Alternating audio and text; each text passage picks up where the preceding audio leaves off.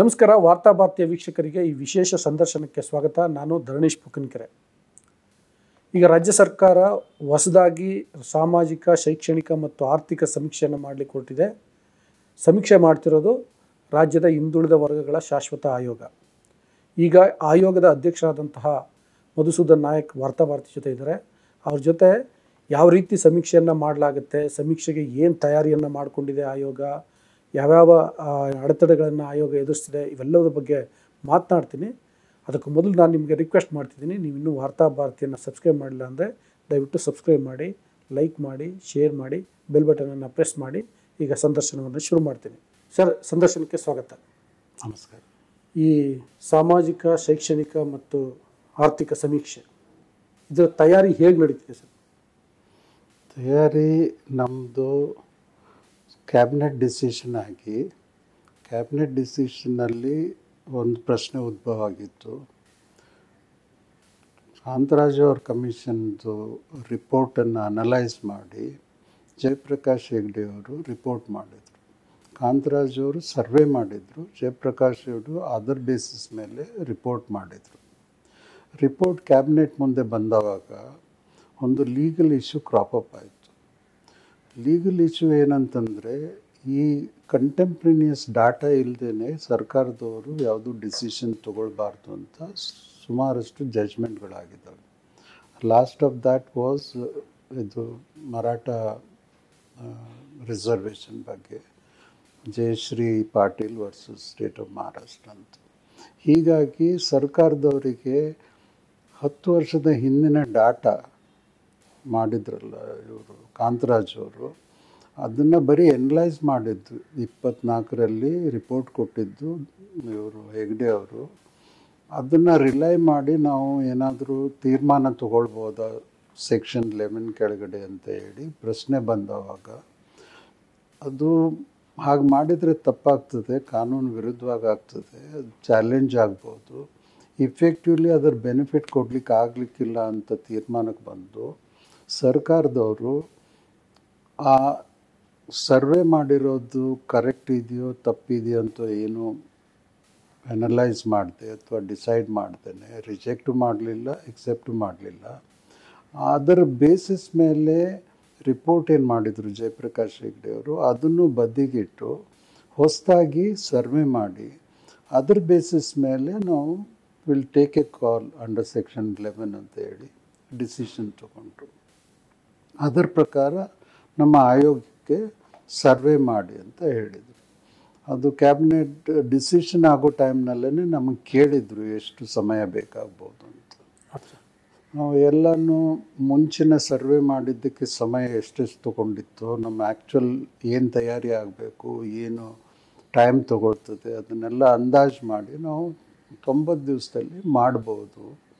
ಎಲ್ಲ ತಯಾರಿ ಮಾಡಿಕೊಂಡು ಮಾಡಿದರೆ, ಅಂದರೆ ಸರ್ವೆ ಮಾಡಿ ಅದನ್ನ ಅನಲೈಸ್ ಮಾಡಿ ಕ್ಲಾಸಿಫಿಕೇಶನ್ ಮಾಡಿ ಸರ್ಕಾರಕ್ಕೆ ರಿಪೋರ್ಟ್ ಕೊಡೋದು ಎಲ್ಲ ಸೇರಿ 90 ದಿವಸದ್ದು ನಾವು ಕಮಿಟ್ಮೆಂಟ್ ಮಾಡಿದ್ವಿ. ಓಕೆ. ಅದರ ಪ್ರಕಾರ ಗೌರ್ಮೆಂಟ್ ಆರ್ಡರು ಈಗೊಂದು 15-20 ದಿವಸದಿಂದ ಬಂದಿದೆ. ಅದರ ಪ್ರಕಾರ ನೀವು ಸರ್ವೆ ಮುಂದುವರಿಸಿ, ನಾವು ಪ್ರಪೋಸಲ್ ಕೊಟ್ವಿ ಇದು ಮಾಡಲಿಕ್ಕೆ ಸಾಧ್ಯತೆ ಇದೆ ಅಂತ. ಅದನ್ನು ಎಕ್ಸೆಪ್ಟ್ ಮಾಡಿಕೊಂಡು ಇನ್ನೊಂದು ಕ್ಯಾಬಿನೆಟ್ ಅವರು ಮುಂದುವರಿಸಿ ಅಂತ ನಮಗೆ ಆರ್ಡರ್ ಕೊಟ್ಟರು. ಅದು ಬರೋಕ್ಕಿಂತ ಮುಂಚೆನೇ ನಾವು ಕೆಲವು ತಯಾರಿಗಳನ್ನ ಮಾಡಿದ್ವಿ. ಈ ಸರ್ವೆ ಅನ್ನೋದು has to necessarily be preceded by house listing. House listing ಇಲ್ಲದೆ ಸರ್ವೆ ಮಾಡಲಿಕ್ಕೆ ಆಗೋದಿಲ್ಲ. It is one of the pre requisite for survey. House listing ಏನಂತಂದರೆ, ಈ ನಮ್ಮ ಸ್ಟೇಟ್ನಲ್ಲಿ 7 ಕೋಟಿ ಜನ ಇದ್ದಾರೆ. 7 ಕೋಟಿ ಜನರಲ್ಲಿ ಅಂದಾಜು ಒಂದು 2 ಕೋಟಿ ಮನೆಗಳಿದ್ದಾವೆ ಅಂತ ಲೆಕ್ಕ ಹಾಕಿದ್ದಾರೆ. ಒಂದೊಂದು ಮನೆಗೆ 3-4 ಅದ್ರ ಪ್ರಕಾರ ಕರೆಕ್ಟ್ ಲೆಕ್ಕ ಹಾಕಿದರೆ 1,75,80 ಲಕ್ಷ ಆಗ್ತದೆ ಅಂತ ಅಂದಾಜಿದೆ. ನಾವು ಹೈಯರ್ ನಂಬರ್ ಹಿಡ್ಕೊಂಡು 2 ಕೋಟಿ ಅಂತ ಲೆಕ್ಕಕ್ಕೆ ಇಟ್ಕೊಂಡಿದ್ದೀವಿ. ಈ 2 ಕೋಟಿ ಮನೆಗಳನ್ನು ಹೌಸ್ ಲಿಸ್ಟಿಂಗ್ ಅಂತ ಮಾಡಬೇಕಾಗ್ತದೆ. ಅಂದರೆ ಆ 2 ಕೋಟಿ ಮನೆಗಳನ್ನು ನೀವು ಸೆಪ್ಟೆಂಬರ್ 20ರಿಂದ ಅಕ್ಟೋಬರ್ 7 ಅದಕ್ಕೂ ಇದಕ್ಕೂ ಏನು ಸಂಬಂಧ ಇಲ್ಲ. ಅಲ್ಲಿ ಅಷ್ಟು ಸಮಯದಲ್ಲಿ ರೀಚ್ ಆಗ್ಬೋದಾ ಅಂತ ನನ್ನ ಪ್ರಶ್ನೆ. ಅದು ನೀವು ಕೇಳಿದ ಕ್ವೆಶನ್ನು ರಾಂಗು. ನಾನು ಒಂದು ಸ್ವಲ್ಪ ಹೇಳ್ತೀನಿ ಪ್ರೊಸೆಸ್ ಏನಂತ ಹೇಳಿ. ಈ ಹೌಸ್ ಲಿಸ್ಟಿಂಗನ್ನು it's one of the pre requisite for survey. Okay. ನಮ್ಮ actual survey will be between 22nd of September to 7th October. Yes. Okay. ಅದಕ್ಕೆ ಪೂರ್ವ ಸಿದ್ಧತೆಯಾಗಿ ಹೌಸ್ ಲಿಸ್ಟಿಂಗ್ ಅಂತ ಮಾಡಬೇಕು. 2011 ಜನಗಣತಿ ಆದಮೇಲೆ ಸೆಂಟ್ರಲ್ ಗೌರ್ಮೆಂಟ್ನವರು ಹೌಸ್ ಲಿಸ್ಟಿಂಗ್ ಮಾಡಿದರು. House listing is a long drawn process. Census act ಪ್ರಕಾರ ಒಂದು 6 ತಿಂಗಳು ಬೇಕಾಗ್ತದೆ. ಇವರು ಕಾಂತರಾಜು ಕಮಿಷನ್ ಅವರು 2011 ಹೌಸ್ ಲಿಸ್ಟಿಂಗ್ ಮಾಹಿತಿ ಏನಿತ್ತು ಅದರ ಪ್ರಕಾರ ಅವರು ಐಡೆಂಟಿಫೈ ಮಾಡಿ ಇದನ್ನು ಸರ್ವೆ ಮಾಡಿದರು. ನನ್ನ ಪ್ರಕಾರ ಭಾಳ ಸೈಂಟಿಫಿಕ್ ಆಗಿದೆ, ಸರಿಯಾಗಿ ಆಗಿದೆ, ಎಲ್ಲ ಜನರಿಗೂ ಕವರ್ ಮಾಡಿದ್ದಾರೆ. ಆ ಹೌಸ್ ಲಿಸ್ಟಿಂಗ್ದು ಬೇಸಿಸ್ ವಾಸ್ 2011. ನಾವು ಅದನ್ನು ಇಟ್ಕೊಂಡು ಈಗ ಮಾಡಲಿಕ್ಕೆ ಹೋದರೆ ಅದು ತಪ್ಪಾಗ್ತದೆ. ಯಾಕಂದರೆ ಜನ್ರೇಷನ್ ಚೇಂಜಸ್ ಆಗಿದೆ, ಮನೆಗಳು ಹೊಸದಾಗಿ ಬಂದಿರ್ಬೋದು, ಹೋಗಿರ್ಬೋದು. There is lots of changes in the society. But ಬೇರೆ ಏನು ಸಮೀಕ್ಷೆ ಮಾಡಿದ್ರು ಇದ್ರ ಮಧ್ಯದಲ್ಲಿ, ಲೈಕ್ ಜಸ್ಟಿಸ್ ನಾಗಮೋಹನ್ ದಾಸ್ ಅವ್ರ ಸಮೀಕ್ಷೆ, they instead of going for the house listing under 2011 ಇದು ಸೆನ್ಸಸ್. ಸರ್, ನಾಗಮೋಹನ್ ದಾಸ್ ಆಯೋಗ 1,16,00,000 ಜನರ ಸರ್ವೆ ಮಾಡೋಕ್ಕೆ 2 ತಿಂಗಳು 7 ದಿನ ತೊಗೊಂಡಿತ್ತು. ಕರೆಕ್ಟ್. ಈಗ ನೀವು ಸೆಪ್ಟೆಂಬರ್ 22ರಿಂದ ಅಕ್ಟೋಬರ್ 7ರವರೆಗೆ 7 ಕೋಟಿ ಜನರ ಸರ್ವೆ ಮಾಡೋಕ್ಕಾಗತ್ತಾ?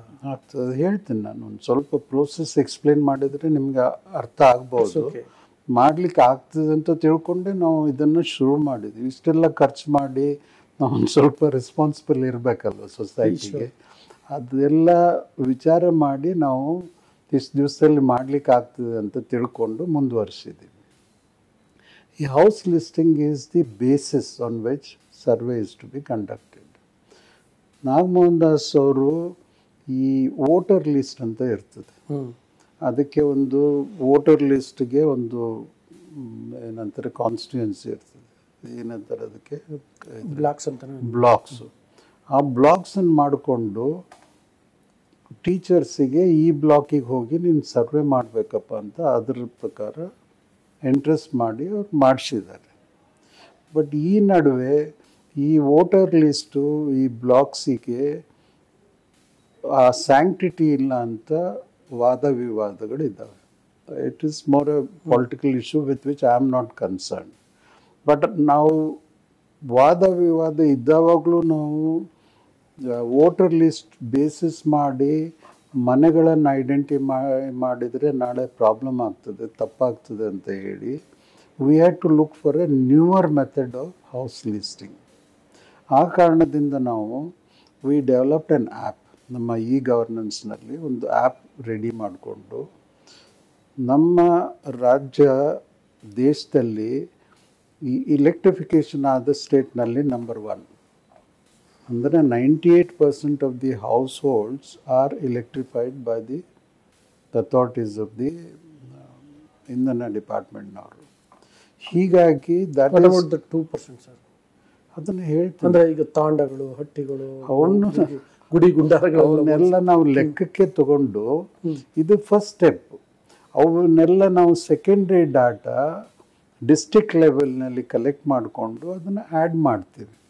Ultimate aim is to record all 2 crore households. ಅದಕ್ಕೆ ಒಂದು ಪ್ರೋಸೆಸ್ ಡೆವಲಪ್ ಮಾಡಿದ್ದೀವಿ. ಈ ಆ್ಯಪ್ನಲ್ಲಿ ಮೀಟರ್ ರೀಡರು ಪ್ರತಿ ಮನೆಗೆ ಹೋದವಾಗ ಮೀಟರ್ ರೀಡ್ ಮಾಡೋದಲ್ಲದೆ he drops a coordination at that place. ತಾನು ಇಲ್ಲಿ ಬಂದಿದ್ದೀನಿ, these are the coordinates, there is an existence of a household ಅಂತ ಒಂದು ಡ್ರಾಪ್ ಮಾಡಿ ಒಂದು ಯುನಿಕ್ ನಂಬರ್ ಜನ್ರೇಟ್ ಮಾಡ್ತಾರೆ. ಆ ನಂಬರನ್ನು ಒಂದು ಸ್ಲಿಪ್ನಲ್ಲಿ ಬರೆದು ಬಾಗಿಲಿಗೆ ಅಂಟಿಸ್ತಾರೆ. ಅಂದರೆ ಅವನು ಹೋಗಿ ಏನು ಅಲ್ಲಿ ಐಡೆಂಟಿಫೈ ಮಾಡಿರ್ತಾನೆ, it gets recorded in our server. It remains all the time.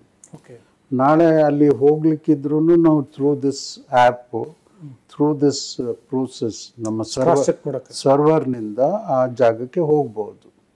ಅವನು ಐಡೆಂಟಿಫೈ ಮಾಡಿದ ಮೇಲೆ ಇದು ಇದು ಇದು ಅಂತ ಮನೆ ಅವನು ಐಡೆಂಟಿಫೈ ಮಾಡಿದ ಮೇಲೆ ನಮ್ಮ ಈ ಗವರ್ನವರು 150 ಅಂಥ ಮನೆಗಳನ್ನು ಕಲೆಕ್ಟ್ ಮಾಡಿ ಒಂದು ಬ್ಲಾಕ್ ಮಾಡ್ತಾರೆ. ಇಲ್ಲಿ ಮುಂಚೆ ಸೆನ್ಸಸ್ ಮಾಡ್ತಾರಾ, ಆಲ್ರೆಡಿ ಮಾಡಾಗಿದೆಯಾ? ಮಾಡ್ತಾರೆ, ಇಟ್ಸ್ ಇನ್ ದಿ ಪ್ರೋಸೆಸ್. ನಮ್ಮ ಈ ಮೀಟರ್ ರೀಡರ್ಸ್ದು ಕಾರ್ಯನೇ ಮುಗ್ದಿಲ್ಲ, ಈಗ 5ನೇ ತಾರೀಕಿಗೆ ಮುಗೀತು. ಅದು ಮುಗಿದ್ಮೇಲೆ 3-4 ದಿವಸದಲ್ಲಿ ಅದು it is only putting these in the respective blocks. ಅದು ಒಂದ್ಸರಿ ಐಡೆಂಟಿಫೈ ಮಾಡಿ ಆದಮೇಲೆ ನಾವು ನಮ್ಮ ಎನ್ಯುಮರೇಟ್ರಿಗೆ ಆ ಬ್ಲಾಕನ್ನು ಅಸೈನ್ ಮಾಡಿ, ಅದು 150 ಇರ್ಬೋದು, 100 ಇರ್ಬೋದು, 120 ಇರ್ಬೋದು, ನಮಗೆ ಹೇಗೆ ಕನ್ವೀನಿಯೆಂಟ್ ಆಗ್ತದೆ ಆ ಥರ ಮಾಡಿಕೊಂಡು ಒಬ್ಬ ಎನ್ಯುಮರೇಟ್ರಿಗೆ ಕಳಿಸ್ತೀವಿ. ಅವನ ಎನ್ಯುಮರೇಟ್ರಿಗೆ he is also led by that geo tagging. So ಅವನಿಗೆ ಅಸೈನ್ ಮಾಡಿದ ಜಾಗಕ್ಕೆ ಹೋಗಿ ಅವನು ಅಲ್ಲಿ ಸರ್ವೆ ಮಾಡಿಕೊಂಡು ಅಲ್ಲಿ he cross refers to the earlier marking of the house tagging. ಅದು 2 ಮ್ಯಾಚ್ ಆದರೆ ಮಾತ್ರ ಅದು ಸರ್ವೆ ಕಂಪ್ಲೀಟ್ ಆಗಿದೆ ಅಂತ. ಅದಾದಮೇಲೆ ಅವನ ನಂಬರ್ ಜನ್ರೇಟ್ ಮಾಡಿ ಏನು ಅಂಟಿಸಿರ್ತಾರೆ ಅದ್ರ ಮೇಲೆ ಬರೆದು ಇದನ್ನು ನಾನು ಕಂಪ್ಲೀಟ್ ಮಾಡಿದ್ದೀನಿ ಅಂತೇಳಿ ಒಂದು ಸರ್ಟಿಫೈ ಮಾಡಿ ಮೆಸೇಜ್ ಕಳಿಸ್ತಾನೆ. ನಮ್ಮ ಸರ್ವರ್ನಲ್ಲಿ ರೆಕಾರ್ಡ್ ಆಗ್ತದೆ ಇದು ಮನೆ ಕಂಪ್ಲೀಟ್ ಆಗಿದೆ ಅಂತ.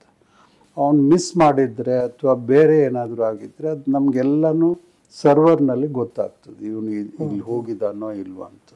That way we will ensure that every house in the state is covered. Okay sir. ಈಗ ಈ ಮಧ್ಯದಲ್ಲಿ ಒಂದು ಯಾವುದಾದ್ರೂ ರೆಕಾರ್ಡ್ ಆಗದಿದ್ದು ಬಂತಂದರೆ we have enabled him to add that to his list. ಒಳಬಿಸ್ಲಾತಿ ಸಂದರ್ಭದಲ್ಲಿ ಹಂಗಾಗಿತ್ತು. ಆ ಸಮೀಕ್ಷೆಯಲ್ಲಿ ನಮ್ಮ ಮನೆಗೆ ಬಂದೇ ಇಲ್ಲ, ಸ್ಟಿಕ್ಕರ್ ಅಂಟಿಸ್ಬಿಟ್ಟಿದ್ದಾರೆ ಅನ್ನೋ ರೀತಿಯೆಲ್ಲ ಬಂದಿತ್ತು. ಈಗ ಸ್ಟಿಕ್ಕರ್ ಅಂಟಿಸೋರು ಈ ಮೀಟರ್ ರೀಡರ್ಸು ಅಂಟಿಸಿರ್ತಾರೆ, ಅದಕ್ಕೆ ನಂಬರ್ ಬರೆದಿರ್ತಾರೆ, ಜಿಯೋ ಟ್ಯಾಗ್ ಆಗಿದೆ. ಆ ಜಿಯೋ ಟ್ಯಾಗು ನಮ್ಮ ಸರ್ವರ್ನಲ್ಲಿದೆ. ಈಗ ಎನ್ಯುಮರೇಟರ್ ಹೋದವಾಗ he has to coordinate with that geo-tagged number only. He can't go outside. So once he does that survey, it gets tagged with this. 100% you are sure that he has visited and he has recorded. Adanna ensure madlikke we have evolved this process. This is for the first time in the country anywhere where we have developed this app for house listing. Otherwise, house listing takes anywhere between 6 months to 8 months. ಈಗ schedule announce ಮಾಡಿದ್ದೆ central ಗೌರ್ಮೆಂಟ್ನವರು 6 ತಿಂಗಳಂತ ಮಾಡಿದ್ದಾರೆ 2027ನಲ್ಲಿ. ಅದಕ್ಕಿಂತ ಮುಂಚೆ ಪೂರ್ವ ಸಿದ್ಧತೆ ಇರ್ತದೆ. ಹೀಗಾಗಿ once we have all the 2 crore houses listed, we assign the work. ಅವ್ರು ಹೋಗ್ಬಿಟ್ಟು ಸರ್ವೆ ಮಾಡ್ತಾರೆ. ನಮ್ಮ ಸರ್ವೆಯಲ್ಲಿ ನಾನು ಹೇಳಿದ್ದು ಅವರಿಗೆ ಇಷ್ಟು ಮನೆ ಕೊಟ್ಟಿರ್ತಾರೆ, ಅದು ಮಾಡದಿದ್ದರೆ ನಮ್ಮಲ್ಲಿ ರೆಕಾರ್ಡ್ ಆಗಿಬಿಡ್ತದೆ, ಇವನು ಸ್ಕಿಪ್ ಮಾಡಿದ್ದಾನೆ, ಮಾಡಿಲ್ಲ ಅಂತೇಳಿ. ಆ ಸರ್ವೆ ಮಾಡಾದಮೇಲೆ ಅವ್ರದ್ದೊಂದು ಫೋಟೋ ತೆಗಿತಾನೆ ಅಲ್ಲಿ ಮನೆ ಮುಂದೆ ನಿಂತ್ಕೊಂಡು. ಅದಕ್ಕೆ ಒಂದು ಅಫರ್ಮೇಷನ್ ಸ್ಲಿಪ್ ಇರ್ತದೆ. ತನ್ನದು ಇಂಟರ್ವ್ಯೂ ಮಾಡಿದ್ದಾರೆ, ತಾನು ಇಂಥ ಇನ್ಫಾರ್ಮೇಷನ್ ಕೊಟ್ಟಿದ್ದೀನಿ, ನಾನು ಹೇಳಿದ್ದೆಲ್ಲ ಸತ್ಯ ಅಂತ ಆ ಮನುಷ್ಯ ಡಿಕ್ಲೇರ್ ಮಾಡ್ತಾನೆ. ಆ ಡಿಕ್ಲೇರ್ ಆದಿದ್ದು ನಮ್ಮಲ್ಲಿ ರೆಕಾರ್ಡ್ ಆಗಿರ್ತದೆ. ಆ ಏನು ಡಾಟಾ ಜನ್ರೇಟ್ ಆಗ್ತದೆ, ದಟ್ ಈಸ್ ದಿ ದತ್ತಾಂಶ which we use for analysis later. ಈಗ ನಾವು ಪ್ರತಿ ಮನೆಗೆ ಹೋಗಿ ಸರ್ವೆ ಮಾಡೋದಕ್ಕೆ ಈ ಟೈಮನ್ನು ಇಟ್ಕೊಂಡಿದ್ದೀವಿ. ನಾವು ಈ ಟೈಮ್ ಯಾಕೆ ಡಿಸೈಡ್ ಮಾಡಿದ್ವಿ ಅಂತಂದರೆ, ಕಾನೂನು ಪ್ರಕಾರ ನಾವು ಶಾಲೆ ನಡೆಯುವಾಗ ಟೀಚರ್ನ ಬಳಸುವಂಥದ್ದಿಲ್ಲ. ಅದು ಟೀಚಿಂಗಿಗೂ ಅಫೆಕ್ಟ್ ಆಗ್ತದೆ, ಟೀಚರ್ಸು ಇದನ್ನು ಅಫೆಕ್ಟ್ ಆಗ್ತದೆ. ಅದಕ್ಕೆ ನಾವು ರಜೆ ದಿನಲ್ಲಿ ಮಾಡ್ತಾ ಇದ್ದೀವಿ. ಅಷ್ಟರಲ್ಲಿ ಮಾಡ್ಬೋದು ಅಂತೇಳಿ ನಾವು ಅಣಿಕೆಯಲ್ಲಿ ಮುಂದುವರೆದಿದ್ದೀವಿ. ಅದು ಮೋಸ್ಟ್ಲಿ ಆಗ್ಬೋದು, 1-2 ದಿವಸ ಹೆಚ್ಚು ಕಡಿಮೆ ಆಗ್ಬೋದು. ಅದು ಬೇರೆ ಬೇರೆ ಅದಕ್ಕೆ ಸೊಲ್ಯೂಷನ್ಸ್ ಇದ್ದಾವೆ. ನಾನು ಅದನ್ನು ಈ ಟೈಮ್ನಲ್ಲಿ ಹೇಳೋ ಅವಶ್ಯಕತೆ ಇರಲಿಕ್ಕಿಲ್ಲ ಅಂದ್ಕೊಂಡಿದ್ದೀನಿ. It's okay. ಈಗ ನೋಡಿ, ಇವತ್ತು 2ನೇ ತಾರೀಕು, 20ನೇ ತಾರೀಕಿಂದ ಶುರು ಅಂತಂದರೆ ಇನ್ನು 17-18 ದಿನ ಟೈಮ್ ಇರುತ್ತೆ. ಅಷ್ಟರಲ್ಲಿ ನೀವು ಆ ಬ್ಲಾಕ್ಸ್ನ ಕ್ರಿಯೇಟ್ ಮಾಡಬೇಕು, ಮಾಸ್ಟರ್ ಟ್ರೈನರ್ಸ್. ಈಗ ನಮ್ಮ ಎಣಿಕೆ ಪ್ರಕಾರ 5ನೇ ತಾರೀಕಿಗೆ ಜಿಯೋ ಟ್ಯಾಗಿಂಗ್ ಮುಗಿಬೇಕು. ಅವರು ಒಂದು 5 ದಿವಸ ಹೆಚ್ಚಿಗೆ ಹೇಳಿದ್ದಾರೆ. 10ನೇ ತಾರೀಕಿಗೆ ನಮ್ಮದು ಮುಗೀತದೆ. 10ರಿಂದ 3 ದಿವಸದಲ್ಲಿ ಈ ಗವರ್ನೆನ್ಸ್ ಅದೇನಿಲ್ಲ, ಅವರು ಒಂದು ಬೌಂಡ್ರಿ ಮಾರ್ಕ್ ಮಾಡಿ ಕೊಡಲಿಕ್ಕಿದೆ. ಇವನು ಎನಿಮರೇಟರ್ ಹೋಗುವಾಗಲೂ ಆ ಜಿಯಟ್ ಹಿಡ್ಕೊಂಡು ಹೋದ್ರೆ ಅದೇ ಲೀಡ್ ಮಾಡ್ತದೆ. ಬಟ್ ನನಗೆ ಇನ್ನೊಂದು ಇಂಪಾರ್ಟೆಂಟ್ ವಿಷಯ ಅಂತಂದರೆ, ಈಗ ಮೀನ್ ವೈಲ್ ನೀವು ಈ ಮಾಸ್ಟರ್ ಟ್ರೈನರ್ಸ್ ಅವ್ರಿಗೊಂದು ತರಬೇತಿ ಕೊಡಬೇಕು ಗಣಿತದಾರರಿಗೆ. ನಮ್ಮ ಮಾಸ್ಟರ್ ಟ್ರೈನಿಂಗು 4ನೇ ತಾರೀಕಿನಿಂದ ಶುರುವಾಗ್ತದೆ. ಓಕೆ, ಅದು ಮುಂಚೆನೇ ಮಾಡ್ಬೋದಿತ್ತು. ನಮ್ದೊಂದು ಕೈಪಿಡಿ ಅಂತ ಮಾಡ್ತೀವಿ, ಅಪಾರ್ಟ್ ಫ್ರಮ್ ಕ್ವೆಶ್ಚನೇರ್ ಏನಿರ್ತದೆ, which is also electronically developed and it's drop down in a hand held device on which he does the enumeration. But ಅದು ಕೈಪಿಡಿಗೆ ಅದು ಅನುಕೂಲ ಆಗುವಾಗೆ ಒಂದು ಕೈಪಿಡಿನೂ ರೆಡಿ ಮಾಡ್ತೀವಿ, ಅದನ್ನು ತೊಗೊಂಡು ಹೋಗ್ತಾನೆ. ಓಕೆ, ಅದರಲ್ಲಿ ಸೆವ್ರಲ್ ಡ್ರಾಪ್ ಡೌನ್ಸ್ ಇರ್ತವೆ. ಒಂದು ಕ್ವೆಶ್ಚನಿಗೆ ಜಾತಿಗಳು 1800 ಜಾತಿಗಳಿದ್ದಾವೆ. ಅದನ್ನು ಅವನಲ್ಲಿ ಕೂತ್ಕೊಂಡು ಹುಡುಕೊಳ್ಳಿಕ್ಕಾಗಲ್ಲ. ಅದನ್ನು ಆಲ್ಫಾಬೆಟಿಕಲ್ನಲ್ಲಿ ಅರೇಂಜ್ ಮಾಡಿದ್ದೀವಿ. ಇವನು ಇಂಥ ಜಾತಿ ಅಂತ ಅಂದ್ಕೊಡ್ಲೆ ಆ ಆಲ್ಫಾಬೆಟಿಕ್ ಪ್ರೆಸ್ ಮಾಡಿದರೆ ಇಟ್ ಗೆಟ್ಸ್ ಡ್ರಾಪ್ ಡೌನ್. ಅವನಿಗೆ ಕೇಳ್ತಾನೆ ಇದೇನಪ್ಪ ನಿಮ್ಮ ಜಾತಿ ಅಂತ. ಅವನು ಹೌದು ಅಂದ್ಕೊಡ್ಲೆ ಆ ಕೋಡ್ ಪ್ರೆಸ್ ಮಾಡಿ ಇಟ್ ಗೆಟ್ಸ್ ರಿಕಾರ್ಡೆಡ್. ಉಪಜಾತಿಗೂ ಅದೇ ಲಿಸ್ಟ್ನಲ್ಲಿ. ಅದಲ್ಲದೆ ನಿಮ್ಮ ಜಾತಿ ಬೇರೆ ಯಾವುದಾದ್ರೂ ಹೆಸರಿನಲ್ಲಿ ಪ್ರಚಲಿತ ಇದೆಯಾ ಅಂತಲೂ ಒಂದು ಕಾಲಮ್ ಇದೆ. ಒಟ್ಟು ಎಷ್ಟು ಕ್ವಶನ್ಸ್ ಇದೆ? ಟೋಟಲ್ 60 ಕ್ವೆಶನ್ಸ್ ಇದೆ ಇವತ್ತಿಗೆ. ಒಬ್ಬ ಗಣಿತದಾರ ಒಂದು ಕುಟುಂಬದ ಗಣತಿ ಮಾಡಲಿಕ್ಕೆ ಎಷ್ಟು ಟೈಮ್ ಬೇಕಾಗ್ಬೋದು? Estimated time as of now, physically ಆದ್ರೂ 1 ಗಂಟೆ, ಎಲೆಕ್ಟ್ರಾನಿಕ್ ಆಗೋದ್ರಿಂದ 45 ನಿಮಿಷ ಸಾಕು ಅಂತ ನಾವು ಲೆಕ್ಕ ಹಾಕಿದ್ದೀವಿ. ಅದಕ್ಕೆ ಅನುಕೂಲ ಆಗಲಿಕ್ಕೆ ಮುಂಚಿನ ಹಾಗೆ ನಾವು ಇದನ್ನು ಎಲ್ಲ ಸೀಕ್ರೆಟಾಗಿ ಇಡದೆ ಮುಂಚೆನೇ ನಾವು ಪಬ್ಲಿಷ್ ಮಾಡ್ತೀವಿ. ನಾವು ನಮ್ಮದು ಫಾರ್ಮ್ಯಾಟ್ ಈ ಥರ ಇರ್ತದೆ. ಇದರಲ್ಲಿ ಇಂತಿಂಥ ಇನ್ಫಾರ್ಮೇಷನ್ ಬೇಕು, ನೀವೆಲ್ಲ ತಯಾರಿಯಾಗಿರಿ. ನಾವು ಈ ಸಾರಿ ಆಧಾರ್ ಕಾರ್ಡ್ ಕಂಪಲ್ಸರಿ ಮಾಡಿದ್ವಿ. 6 ವರ್ಷದ ಮೇಲ್ಪಟ್ಟ ಎಲ್ಲ ಮೆಂಬರ್ಸದ್ದು ನಾವು ಆಧಾರ್ ಕಾರ್ಡು ರೆಕಾರ್ಡ್ ಮಾಡ್ತೀವಿ. ಬಿಟ್ಟು ಹೋಗಿದ್ದಾರೆ ಅಂತ ಅನ್ನೋ ಪ್ರಮೇಯನೇ ಬರೋಲ್ಲ. ಅಂದರೆ ಗಣತಿ ಸಂದರ್ಭದಲ್ಲಿ ಆಧಾರ್ ಕಾರ್ಡ್ ತೋರಿಸ್ಬೇಕು. ಅವರು ತೋರಿಸ್ಬೇಕಂದ್ರೆ ಇನ್ಫಾರ್ಮೇಷನ್ ಕೊಡಬೇಕು.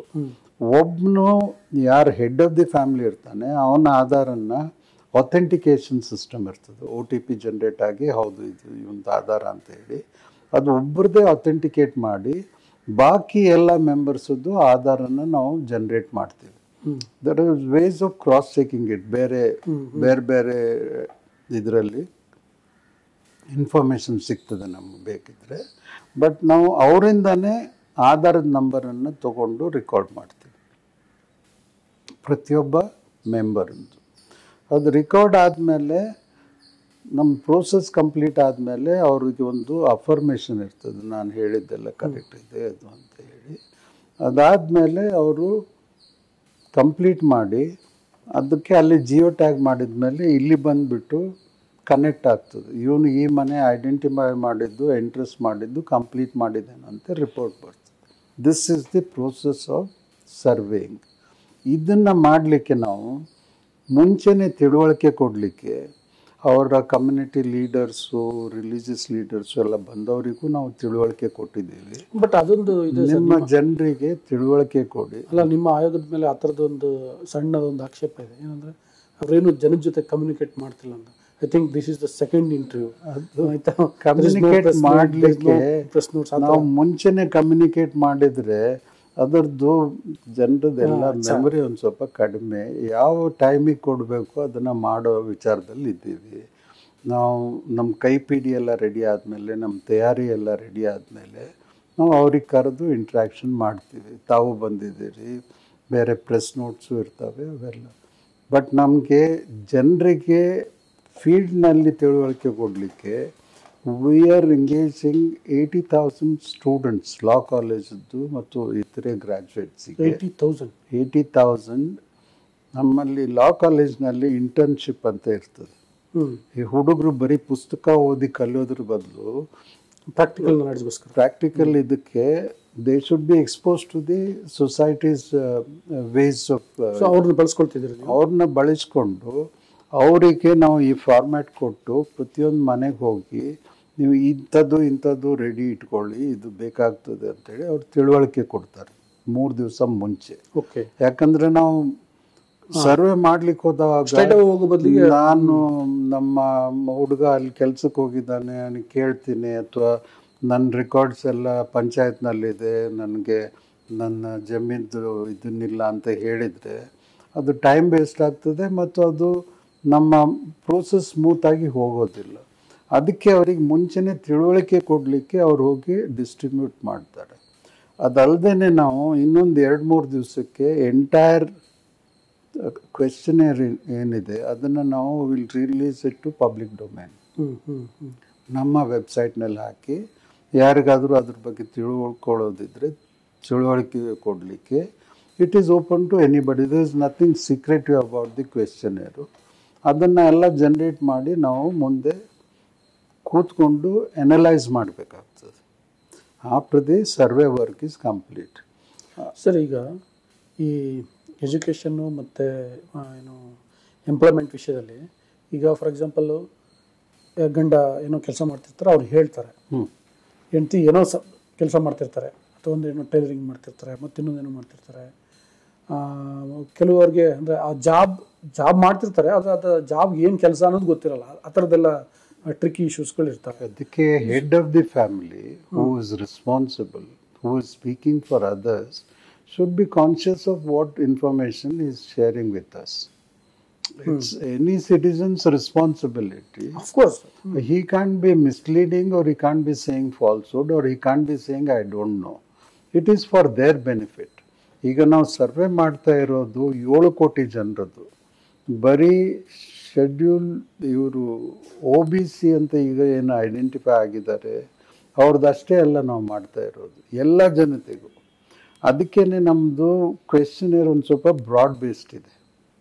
ಅಂದರೆ ಎಲ್ರಿಗೂ ಅದು ಹೆಲ್ಪ್ ಆಗಲಿಕ್ಕೆ, ಗೌರ್ಮೆಂಟಿಗೆ ವೆಲ್ಫೇರ್ ಮೆಜರ್ಸ್ ಡೆವಲಪ್ಮೆಂಟ್ ಮಾಡಲಿಕ್ಕೆ, ಅಥವಾ ಈಗಾಗಲೇ ಮಾಡಿರೋದನ್ನು ಎನ್ಹಾನ್ಸ್ ಮಾಡಲಿಕ್ಕೆ, ಪ್ಲ್ಯಾನಿಂಗಿಗೆ, ಬಜೆಟಿಂಗಿಗೆ, ಎಲ್ಲದಕ್ಕೂ ಅನುಕೂಲ ಆಗುವಂಥದ್ದನ್ನು ನಾವು ಕ್ವೆಶ್ಚನೇರ್ ಹಾಕಿ ಡಾಟಾ ಜನ್ರೇಟ್ ಮಾಡ್ತಾ ಇದ್ದೀವಿ. ಸರ್, ಈಗ ಅವರ ಇದರಿಂದ ಉದ್ಯೋಗದ ತಿಳ್ಕೊಳ್ಳೋದ್ರ ಜೊತೆಗೆ ಅವರ ಫೈನಾನ್ಷಿಯಲ್ ಸ್ಟೇಟಸ್ ತಿಳ್ಕೊಳ್ಳೋದು ಇರುತ್ತಲ್ವಾ? ಹೌದು. ಈಗ ಫಾರ್ ಎಕ್ಸಾಂಪಲ್ ನಿಮ್ಮ ಹೆಂಡತಿ ಏನು ಕೆಲಸ ಮಾಡ್ತಾರೆ ಅಂತ ಕೇಳಿದಾಗ ಅವ್ರು ಏನೋ ಒಂದು ಆನ್ಸರ್ ಹೇಳ್ತಾರೆ, ಅದೊಂದು ಪ್ರೈವೇಟ್ ಕಂಪ್ನಿ.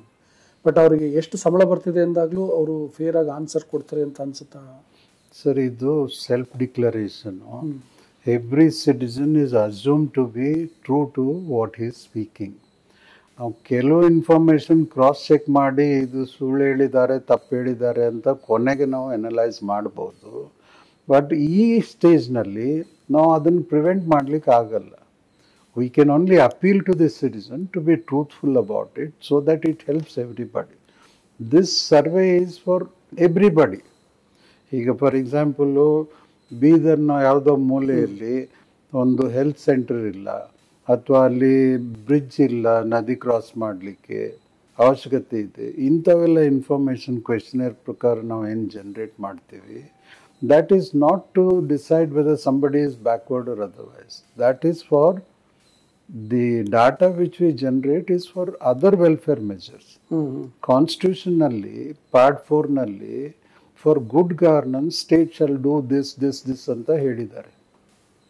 ಅವೆಲ್ಲಕ್ಕೂ ಪ್ರೋಗ್ರಾಮ್ ಮಾಡಲಿಕ್ಕೆ ಡಾಟಾ ಇಲ್ಲದೆ ಮಾಡ್ಲಿಕ್ಕೆ ಬರಲ್ಲ ಇದು. ಸರ್, ಈಗ ಇಂದಿನ ಕಾಂತರಾಜ್ ಆಯೋಗದ ವಿಷಯಕ್ಕೆ ಸಂಬಂಧಪಟ್ಟಂಗೆ ಅವರು ಸೆಕೆಂಡರಿ ಸೋರ್ಸ್ ಆಫ್ ಇನ್ಫಾರ್ಮೇಷನ್ ತೆಗೆದುಕೊಂಡಿರಲಿಲ್ಲ ಅನ್ನುವಂಥ ಆರೋಪ ಇತ್ತು. ನೀವು ಆ ಸೆಕೆಂಡರಿ ಸೋರ್ಸು ಇದೆ. ನಾವು ಆ ಸೆಕೆಂಡ್ರಿ ಸೋರ್ಸ್ ಇದ್ರೂ ಹೊಸದಾಗಿ ಎಲ್ಲ ಡಾಟಾನು ಜನ್ರೇಷನ್ ಮಾಡ್ತೀವಿ. ಸೆಕೆಂಡ್ರಿ ಸೋರ್ಸ್ ಅಂದರೆ ಯಾರು ಎಲ್ಲಿ ಕೆಲಸ ಮಾಡ್ತಾ ಇದ್ದೀರಾ ಅದು ಈಗಾಗಲೇ ಇದೆ ಸರ್ಕಾರದಲ್ಲಿ. ಬಟ್ ನಾವು ಕ್ವೆಶ್ಚನಲ್ಲಿ ಹೊಸದಾಗಿ ಅವ್ರಿಗೆ ಕೇಳಿಬಿಟ್ಟು ಅವರಿಂದ ನಾವು ಇನ್ಫಾರ್ಮೇಷನ್ ತಗೊಳ್ತೀವಿ. It becomes a data for cross checking. ಅದನ್ನು that is an analysis which comes after the survey is completed. ಈಗ ಎಷ್ಟು ಜನ ಪೊಲಿಟಿಕಲ್ ರಿಪ್ರೆಸೆಂಟೇಟಿವ್ಸ್ ಇದ್ದಾರೆ ಅದು ಇದೆ ಸರ್ಕಾರದ ಹತ್ರ. ಬಟ್ ನಾವು ಹೊಸದಾಗಿ ಜನ್ರೇಟ್ ಮಾಡ್ತಾ ಇದ್ದೀವಿ. ಯಾವ ಸೊಸೈಟಿಯಲ್ಲಿ ಯಾರು ಯಾವ ಪೊಸಿಷನಲ್ಲಿದ್ದಾರೆ, ಅವ್ರ ಸ್ಟೇಟಸ್ ಏನು, ರಿಪ್ರೆಸೆಂಟೇಷನ್ ಯಾವ ಜಾತಿಯವರಿಗೆ ಎಷ್ಟಿದೆ, ಅವೆಲ್ಲನೂ ನಾವು ಕ್ವೆಶ್ಚನೇರ್ ಪ್ರಕಾರ ಜನ್ರೇಟ್ ಮಾಡ್ತೀವಿ. ನಮ್ಮ ಹತ್ರ ಸೆಕೆಂಡ್ರಿ ಡಾಟಾ ಇದ್ರೂ. ಬಟ್ ಸೆಕೆಂಡ್ರಿ ಡಾಟಾನ ಕ್ರಾಸ್ ಚೆಕ್ ಮಾಡಲಿಕ್ಕೆ ಉಪಯೋಗಿಸೋದು at a latest stage. But ನಾವು ಯಾವುದು ಕಡಿಮೆ ಅಂತ ಮುಂಚೆ ಅನಿಸಿಕೆ ಇತ್ತು. ಗೊತ್ತಾಯ್ತು ಸರ್. ಅದನ್ನ ನಾವು ಡೈರೆಕ್ಟ್ ಆಗಿ ಈಗಲೇ ಜನರೇಟ್ ಮಾಡ್ತಾ ಇದ್ವಿ.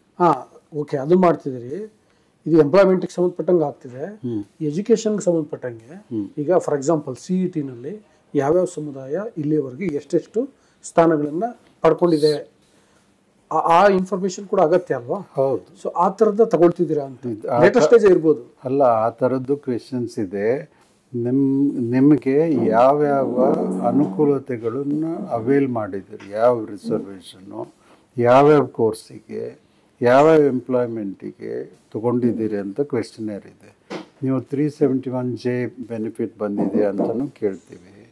ಯಾವ್ಯಾವ ಕೋರ್ಸ್ನಲ್ಲಿ ಯಾವ್ಯಾವ ಅನುಕೂಲತೆಯಿಂದ ನೀವು ಉಪಯೋಗಿಸಿದ್ದೀರಿ ಅಂತ ಕ್ವೆಶ್ಚನರ್ ಇದೆ. ಆ ಡಾಟಾ ಜನ್ರೇಟ್ ಆದಮೇಲೆ will have a complete picture of what is the benefit that has flown out of the reservation and what is wanting.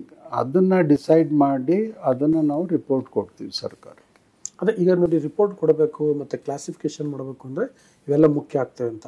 ಹಾಗೆ ಮುಖ್ಯವಾದಂಥದ್ದು ಇನ್ನೊಂದು ವಿಷಯ ಏನಂತಂದರೆ, ಈ ಕಮಿಷನ್ನು ಮೆಂಬರ್ಸು ಇವರೆಲ್ಲ ಅಲ್ಲಿ ಸಮಾಜ ವಿಜ್ಞಾನಿಗಳು, ಮಾನವಶಾಸ್ತ್ರ ಓದ್ಕೊಂಡಿರೋರು, ಯಾಕಂದರೆ ಈ ಜಾತಿಗಳದ್ದು ವರ್ಗೀಕರಣದೆಲ್ಲ ವಿಷಯ ಬರುತ್ತಲ್ಲ, ಅವರೆಲ್ಲ ಬೇಕು ಅಂತ. ಬಟ್ ಆಗಿಲ್ಲ ಅನ್ನುವಂಥ ಒಂದು ಆರೋಪ ಇದೆಯಲ್ಲ. ಇಲ್ಲ, ನಮ್ಮಲ್ಲಿ 11 ಜನ ಸ್ಪೆಷಲಿಸ್ಟ್ ಎಕ್ಸ್ಪರ್ಟ್ಸ್ ಇದ್ದಾರೆ. ಯಾವ ಅಂದರೆ ಅವ್ರಿಗೆ ಎಲ್ರಿಗೂ ಇಲ್ಲಿ ಕೂಡಿಸೋ ಇದು ಇಲ್ಲ. ನಮ್ಗೆ ಯಾವ ಕ್ವೆಶ್ಚನರಿಗೆ ಒಂದು ಎಕ್ಸ್ಪರ್ಟ್ ಗ್ರೂಪ್ ಇದೆ, ಆಮೇಲೆ ಅನಲೈಸ್ ಮಾಡುವಾಗ ಮತ್ತೊಂದು ಎಕ್ಸ್ಪರ್ಟ್. ಸೊ 11 ಜನ from all over the country. There is one person from Canada who was working for UNO. There are 2 professors from IIT Bombay. ಇಲ್ಲಿ ಇವರು ಮುಂಚೆ ಇದನ್ನು ಯೂನಿವರ್ಸಿಟಿ ವೈಸ್ ಚಾನ್ಸಲರ್ ಆದವರು. ಸೆವ್ರಲ್. It means outsourcing. ಏನು outsourcing ಅಂದರೆ ಅವ್ರಿಗೆ ಈಗ ಅಲ್ಲ, they are all part of our advisory group. ಆ ಅಡ್ವೈಸರಿ ಗ್ರೂಪ್ ಇವರೆಲ್ಲ ನಮ್ಮ members are also equally well versed in all these social issues. ಈಗ ಗೌರ್ಮೆಂಟ್ನವ್ರು ನಾಮಿನೇಟ್ ಮಾಡಿದ್ದಾರೆ ಆ ರೀಸನ್ ರಿಪ್ರೆಸೆಂಟ್ ಮಾಡಲಿಕ್ಕೆ. They are all experts in their field. ಇವ್ರು ಅಲ್ಲದೆ ನಮ್ಮಲ್ಲಿ 11 ಜನ ಎಕ್ಸ್ಪರ್ಟ್ಸ್ ಇದ್ದಾರೆ, ಬೇರೆ ಎಕ್ಸ್ಪರ್ಟ್ಸ್, ಈ ಸಬ್ಜೆಕ್ಟ್ ಎಕ್ಸ್ಪರ್ಟ್ಸ್. ಸೊ ತಮ್ಮ ಕಲ್ಪನೆ ದಟ್ ನಾವು ಅದನ್ನು ಪ್ರೊವೈಡ್ ಮಾಡಿಲ್ಲ ಅನ್ನೋದು ತಪ್ಪು ಕಲ್ಪನೆ. ಅಲ್ಲ, ನಾನು ಅದಕ್ಕೆ ನಿಮ್ಗೆ ಹೇಳುವಾಗಲೇ ಹೇಳಿದೆ, ಕ್ಲಾಸಿಫಿಕೇಶನ್ಗೆ ಭಾಳ ಇಂಪಾರ್ಟೆಂಟ್ ಆಗುತ್ತೆ. ನಮ್ಗೆ ಅರ್ಥ ಇದೆ. ಅದು ಕ್ಲಾಸಿಫಿಕೇಶನ್ ಯಾವಾಗ ಬರ್ತದೆ? Latest stage. ಆ ಸ್ಟೇಜ್ ಇನ್ನೂ ಬಂದಿಲ್ಲ. ಆ ಸ್ಟೇಜ್ನಲ್ಲಿ ಎಲ್ಲ ಎಕ್ಸ್ಪರ್ಟ್ಸು ಬಂದು ಚರ್ಚೆ ಮಾಡಿ ಡಾಟಾದ ಮೇಲೆ ಯಾರಿಗೆ ಅವಕಾಶ ಮಾಡಿಕೊಡ್ಬೇಕು ಫರ್ದರ್ ಹಿಯರ್ ಮಾಡಲಿಕ್ಕೆ ಅವನ್ನೆಲ್ಲ ಮಾಡಿ ಮುಂದುವರಿಸ್ತೀವಿ. ನಾವು 1 ತಿಂಗಳು ಟೈಮ್ ಇರ್ತದೆ. ಅದರ ನಂತರ ಅಷ್ಟರಲ್ಲಿ ನಾವು ಎಲ್ಲನೂ ಜನರಿಗೆ ಭಾಳಷ್ಟು ರೈಟಿಂಗ್ನಲ್ಲಿ ಈಗಲೇ ಬರ್ತಾ ಇದ್ದಾವೆ ರಿಪ್ರೆಸೆಂಟೇಷನು. ಅವನ್ನೆಲ್ಲ ನಾವು ಹಿಯರ್ ಮಾಡಿ ಮುಂದೆ ತೀರ್ಮಾನ. ಬಿಕಾಸ್ ನಿಮಗೆ ವಿತಿನ್ 90 ಡೇಸಲ್ಲಿ ನೀವೇ ಮಾಡ್ತೀವಿ ಅಂತ ನಿಮ್ಮ ಕಮಿಟ್ಮೆಂಟು ಇದೆ. ಹೌದು, ಹೇಳಿದ್ದೀರಿ. ಪ್ರೊಸೆಸ್ ಶುರು ಆಗಿದೆ. ಸೊ ಅದರಲ್ಲಿ ಈಗ ಆಲ್ರೆಡಿ ಸುಮಾರು ಆಗೋಗಿದೆ. ನೀವು ಆ 30 ಡೇಸಲ್ಲಿ ಅದೆಲ್ಲ ಮಾಡ್ಲಿಕ್ಕೆ ಸಾಧ್ಯನಾ? ಏನು ಅದರಲ್ಲಿ ಏನಿದೆ, ನಮ್ಮಲ್ಲಿ ಎಲ್ಲ ಸಿಸ್ಟಮ್ನಲ್ಲಿ ಎಲ್ಲ ರೆಕಾರ್ಡ್ ಆಗಿರ್ತದೆ. ಅದನ್ನು ಎನಲೈಸ್ ಮಾಡಬೇಕು. ಎನಲೈಸ್ ಮಾಡೋದು ಇಟ್ ಈಸ್ ಕಂಪ್ಯೂಟರೈಸ್ಡ್ ಆಗಿರೋದ್ರಿಂದ ಅದನ್ನು ಅವರು they will generate the requisite part of the information which requires to be debated. ಆ ಟೈಮ್ನಲ್ಲಿ ನಮ್ಮ ಎಲ್ಲ ಮೆಂಬರ್ಸ್ ಇರ್ತಾರೆ, ಸ್ಪೆಷಲಿಸ್ಟ್ ಇರ್ತಾರೆ. ಅವರು ಹಿಂದಿನ ರಿಪೋರ್ಟ್ನಲ್ಲೂ ಕೆಲವು ಗೈಡ್ಲೈನ್ಸ್ ಇದ್ದಾವೆ, ಏನೇನು ಯಾವ ರೀತಿಯಿಂದ ಮಾಡಬೇಕು ಅಂತ. ಅವನ್ನೆಲ್ಲ ಲಕ್ಷ್ಯದಲ್ಲಿ ಇಟ್ಕೊಂಡು ನಾವು ಮುಂದುವರಿಸ್ತೀವಿ.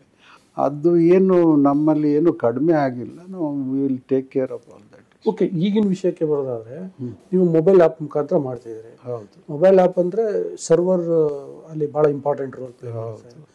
ಯೂಸ್ವಲಿ ಈಗ ಗ್ರಾಮ ಪಂಚಾಯತಿಗಳಲ್ಲಿ ಇನ್ನೊಂದರಲ್ಲೆಲ್ಲ ಸರ್ವರ್ ಸಮಸ್ಯೆ ಅಂತ ಹೆಚ್ಚು ಇರುತ್ತೆ.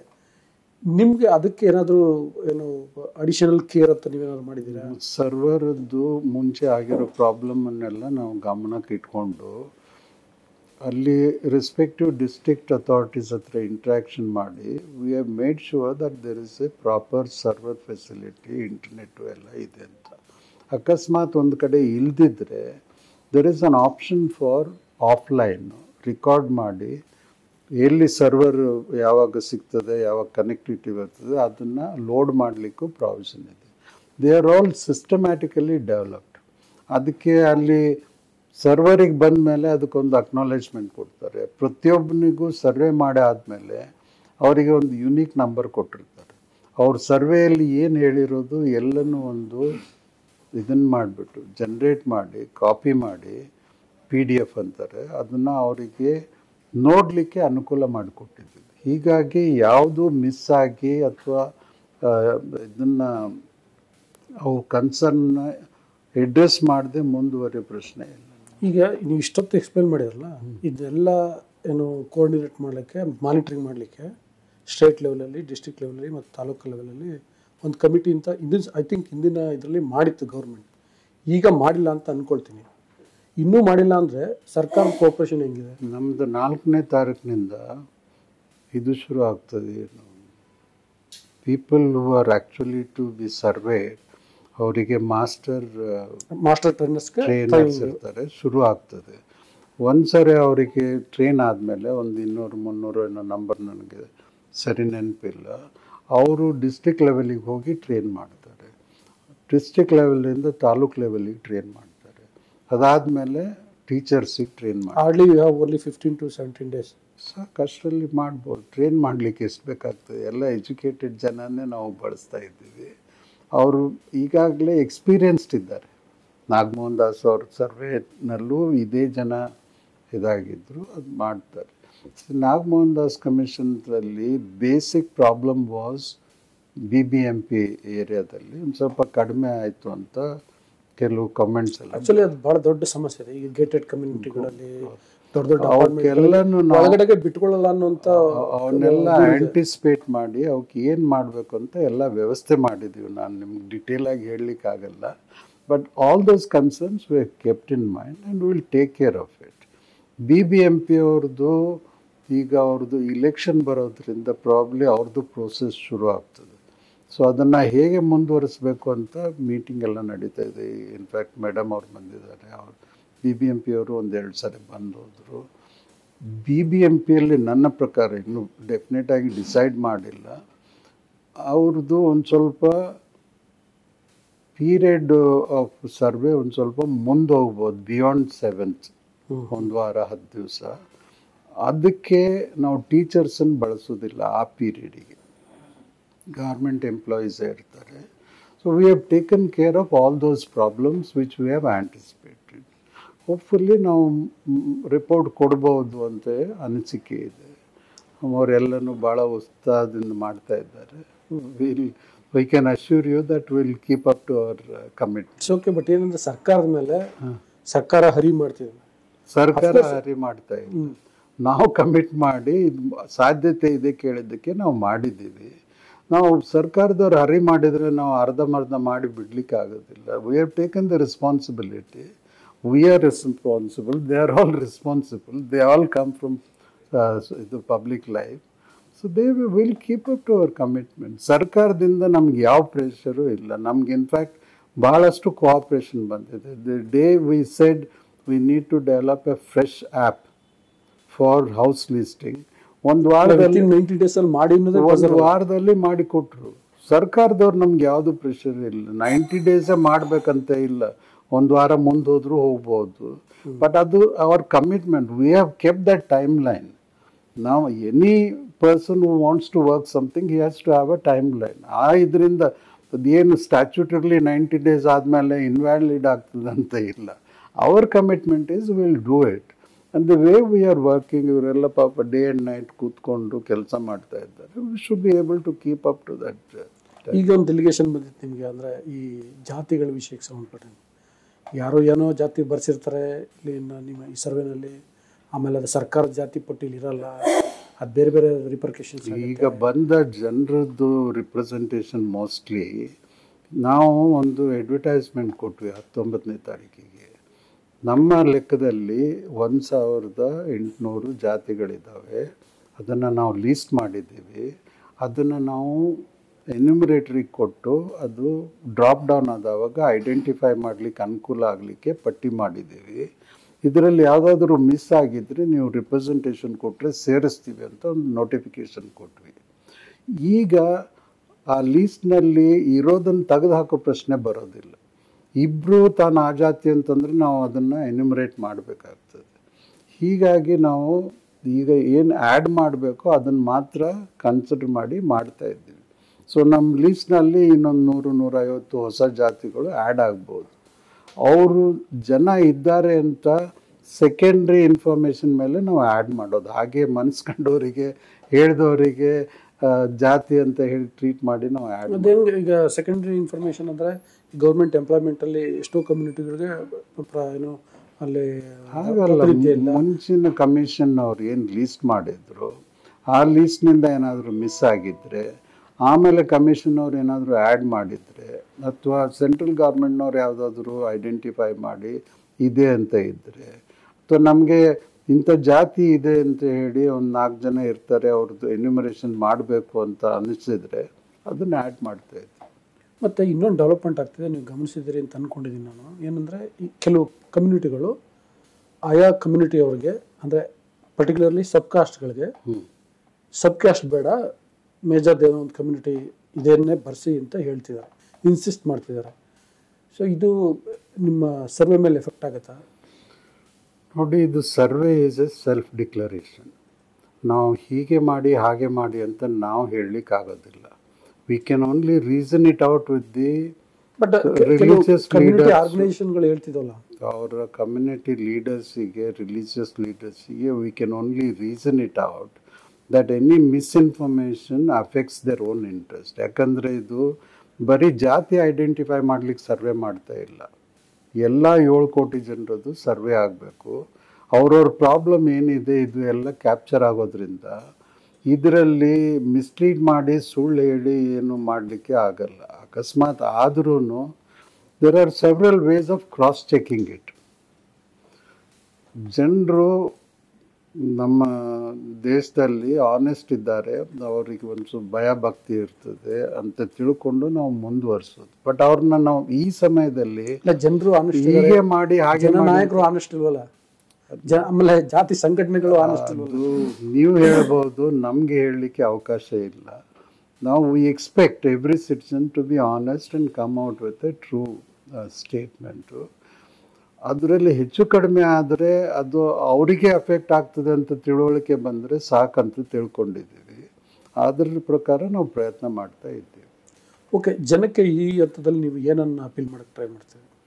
ಜನರಿಗೆ ನಾವು ಇದು ಎಲ್ಲ 7 ಕೋಟಿ ಜನರ ಸಾಮಾಜಿಕ ಶೈಕ್ಷಣಿಕ ವ್ಯವಸ್ಥೆಯನ್ನು ಅಸೆಸ್ ಮಾಡಲಿಕ್ಕೆ ಸರ್ವೆ ಮಾಡ್ತಾ ಇರೋದು.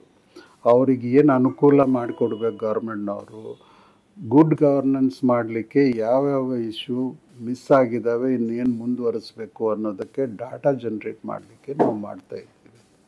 ಅದಕ್ಕೆ ನಾವು ಲಾರ್ಜ್ ನಂಬರ್ ಆಗಿ ಪಾರ್ಟಿಸಿಪೇಟ್ ಮಾಡಿ, ಇದು ನಾವು ಬ್ಯಾಕ್ವರ್ಡ್ ಅಲ್ಲ, ನಾವು ಯಾಕೆ ಇದರಲ್ಲಿ ಭಾಗವಹಿಸಬೇಕು ಅಂತ ವಿಚಾರ ಇಟ್ಕೊಳ್ಬೇಡಿ. ಇದರಿಂದ ನಿಮಗೂ ಅನುಕೂಲ ಆಗ್ತದೆ, ಎಲ್ಲ ಜನರಿಗೂ ಅನುಕೂಲ ಆಗ್ತದೆ. ಅದಕ್ಕೆ ಲಾರ್ಜ್ ನಂಬರ್ನಲ್ಲಿ ಪಾರ್ಟಿಸಿಪೇಟ್ ಮಾಡಿ, ಕರೆಕ್ಟ್ ಸ್ಟೇಟ್ಮೆಂಟ್ ಕೊಡಿ. ಯಾಕಂದರೆ ತಪ್ಪು ಕಲ್ಪನೆಯಲ್ಲಿ ಏನಾದರೂ ಕೊಟ್ಟರೆ ಜಾತಿ ಬಗ್ಗೆ ಅಥವಾ ಬೇರೆ ಇದ್ರ ಬಗ್ಗೆ, ಅದು ಅವ್ರ ಜಾತಿಯವರಿಗೆ ಕೊನೆಗೆ ಗೊಂದಲ ಆಗಿ ಅಫೆಕ್ಟ್ ಆಗ್ಬೋದು.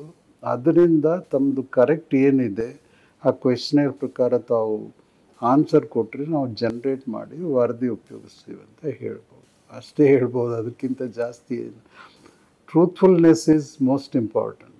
ಅದರಲ್ಲಿ ನೀವು ನಮ್ಮ ಸರ್ಟಿಫಿಕೇಟಿಗೆ ಅನುಕೂಲ ಆಗ್ತದೆ, ನಮ್ಮ ಜನರಿಗೆ ಅನುಕೂಲ ಆಗ್ತದೆ ಅಂತ ಏನಾದ್ರೂ ಹೆಚ್ಚು ಕಡಿಮೆ ಹೇಳಿ, ಯಾರನ್ನಾದರೂ ಹೇಳಿದ ಮಾತು ಕೇಳ್ಕೊಂಡು ಮಾಡಿದರೆ ಅದರಿಂದ ultimate person to be affected is you only.